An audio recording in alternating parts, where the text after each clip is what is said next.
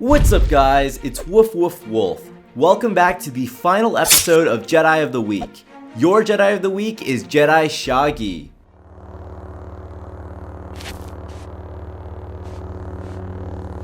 Steady. No!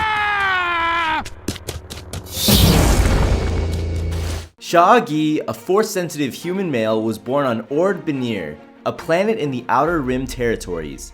As a youth, his connection with the Force was discovered by Jedi Master Dockman Barrick.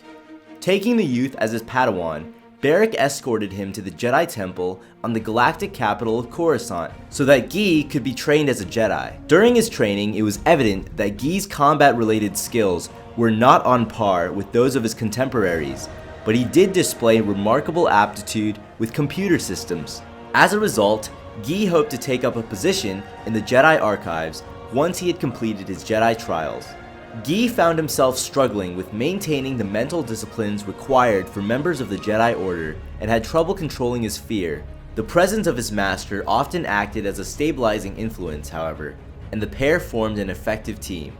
In 22 BBY, the Clone Wars broke out across the galaxy as the Confederacy of Independent Systems took up arms against the ruling Galactic Republic.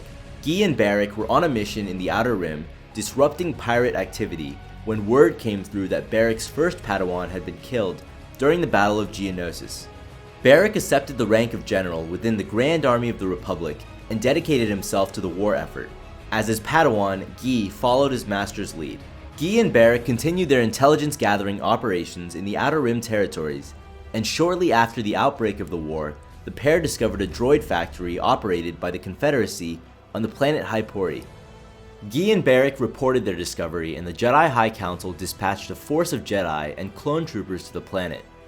Yet the arrival of the task force was countered by the Confederacy, which used orbital mines to destroy all of the incoming transport craft, causing them to crash behind enemy lines. Most of the clone troopers were killed during the crash landings, and the survivors were cut down by droid weapon fire. Gi and Barrick rendezvoused with the Jedi assigned to the mission, Masters Ki-Adi-Mundi, Sha'a Gi, and Kukruk, and Knights Aayla Secura and Tar Sayre. The Jedi took refuge in the wreck of an Acclamator-class assault ship and were surrounded by droid forces under the command of Cyborg General Grievous, the supreme commander of the Confederacy's droid army. During the fierce fighting, Master Barrick managed to contact Master Obi-Wan Kenobi, who had recently taken the planet Munilist for the Republic. Barrick informed Kenobi of the situation before he was killed by Grievous. Without Master Barrick's presence, Gi began to lose his nerve as his self-doubt and fear started to overcome him. From inside the wreck, the Jedi were able to hear Grievous approaching, and Gi was visibly unnerved by the sound. Gi panicked and rushed out of the wreckage. Grievous appeared from above Gi, landing on the young Padawan and crushing him to death. Grievous went on to battle the assembled Jedi, killing Tar Sayre and wounding the others. The survivors were eventually rescued by the Munilist 10, an elite squad of ARC troopers that had been dispatched from Munilist. In the audio commentary included on the Star Wars Clone Wars Volume 1 DVD, director Genndy Tartakovsky states that the human Jedi featured in Chapter 20 was inspired by the character Sha'agi from the Scooby-Doo cartoons. Initially, Tartakovsky wanted the Jedi to have more of a high-pitched voice, like Sha'agi. Still, he realized that the voice didn't fit and became too goofy. Thank you so much for watching. I am so happy to announce that next week is going to be the beginning of Clone of the Week Season 2, coming along with the premiere of Star Wars The Clone Wars Season 7. Let me know if you'd like me to do a Clone Wars Season 7 Episode 1 reaction video. So be sure to nominate your clone of choice in the comments below, and don't forget to subscribe.